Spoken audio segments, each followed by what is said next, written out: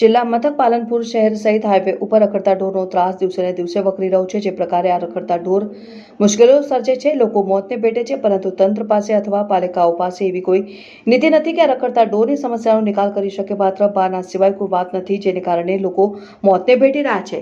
બનાસકાંઠા જિલ્લાના મુખ્ય મથક પાલનપુરમાં છેલ્લા કેટલાય દિવસોથી રખડતા ઢોરોનો ત્રાસ દિવસે ને દિવસે વકરતો જઈ રહ્યો છે। પાલનપુરનો શહેરી વિસ્તાર હોય કે હાઈવે, તમામ જગ્યાએ રખડતા ઢોરોએ અડિંગો જમાવી દીધો છે।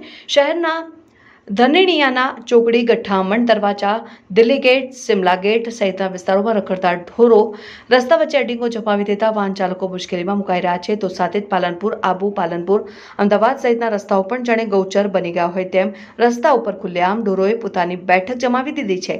તેને જ કારણે હાઈવે ઉપરથી વાહન લઈને પસાર થતા વાહન ચાલકો પણ મુશ્કેલીમાં મુકાઈ રહ્યા છે। જોકે પાલનપુરને જિલ્લાના અનેક વિસ્તારોમાં રખડતા ઢોરોના ત્રાસને કારણે અનેક લોકોને પોતાના જીવ ગુમાવવાનો વારો આવ્યો છે। તો સાથે જ માર્ગો ઉપર ખુલ્લેઆમ બેસતા આ રખડતા ઢોરોને કારણે અનેક અકસ્માતો સર્જાઈ ચૂક્યા છે। તેમ છતાં તંત્ર જાણે અજાણ હોય તેમ આંખ આડા કાન કરી રહ્યું છે અને તેને લઈને લોકોમાં ભારે રોષ ભભૂકી ઉઠ્યો છે।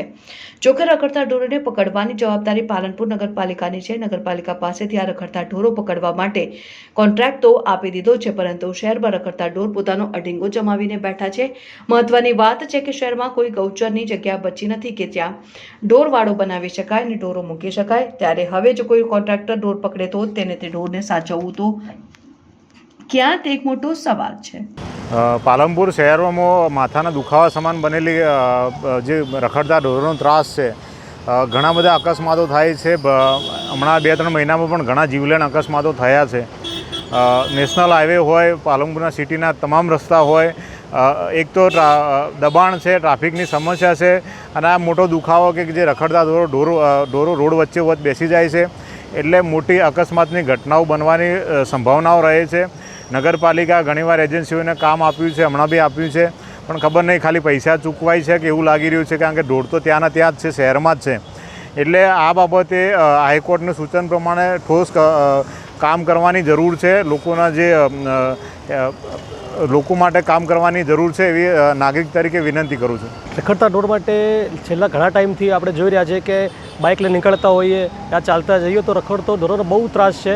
જ્યાં જોઈએ ત્યાં ઝૂંડના ઝૂંડ બેઠા હોય છે। એ કારણે રાહદારીઓ અને સ્કૂલના જે છોકરાઓ છે નાના, એમને બી ઘણીક વાર ગંભીર ઈજા થાય છે, અને બાઇક ચાલકને તો બહુ અકસ્માત જોવા મળ્યા છે। તો મારી તંત્રને વિનંતી છે કે કઈ એક્શન લે, કઈ પગલાં લે આ બાબતે।